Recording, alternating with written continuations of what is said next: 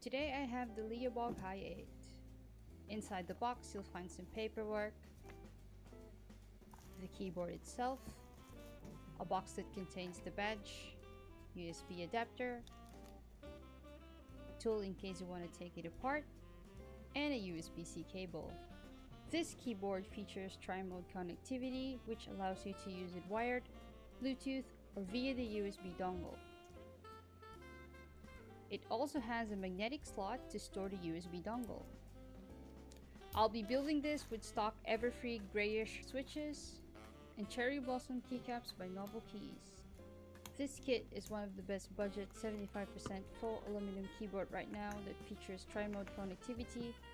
And to give you guys an idea how good it can sound right out of the box, I'm building it using its stock configuration without any mods, and this is how it sounds.